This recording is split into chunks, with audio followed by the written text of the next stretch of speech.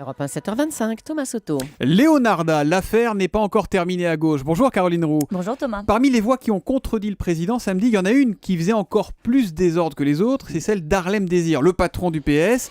Patron du PS, ça risque d'ailleurs de pas forcément durer des années encore. Vous avez des infos et Désir n'a plus forcément d'avenir ni d'allié d'ailleurs à la tête de l'appareil socialiste. Le rapport de confiance avec Matignon et l'Élysée est rompu. C'est un cadre du Parti socialiste qui parle et s'il est si sûr de lui, c'est qu'il a eu le président de la République en ligne et il raconte. François était très agacé. Il considère qu'Harlem Désir a fait beaucoup de dégâts car samedi, le premier secrétaire a pris un énorme risque. Quelques heures après l'intervention de François Hollande, il a réclamé le retour de tous les enfants d'Ibrani en France, un coup violent contre l'autorité du président. Depuis, les commentaires sont sans ambiguïté. Un ministre qui a installé Harlem Désir au Parti socialiste tranche.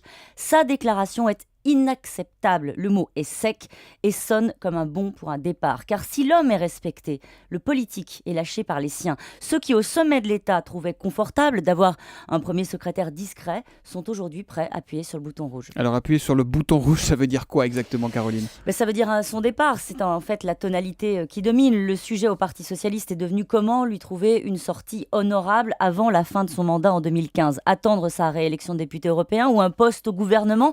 Toutes les hypothèses sont désormais sur la table et les prétendants sont déjà en campagne, ça je peux vous le dire.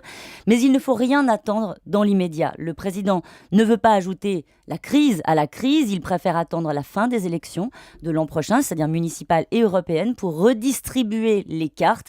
Pas de décision avant 8 mois. Un monde en politique. Non, ce ne sera pas donc pour demain matin. Cela dit, Caroline, patron du parti de la majorité, c'est quand même globalement le pire job de la République. Vous avez raison. Est-ce qu'il ne paye pas un peu pour les autres, Harlem Désir, parce qu'il n'est pas le seul à avoir critiqué le chef de l'État? Naturellement, il n'est pas le seul. La seule différence, c'est que lui, il est patron du Parti socialiste. Il n'est pas lâché uniquement pour ce coup de sang. Il paye son incapacité à trouver le ton juste depuis le début pour aider le gouvernement.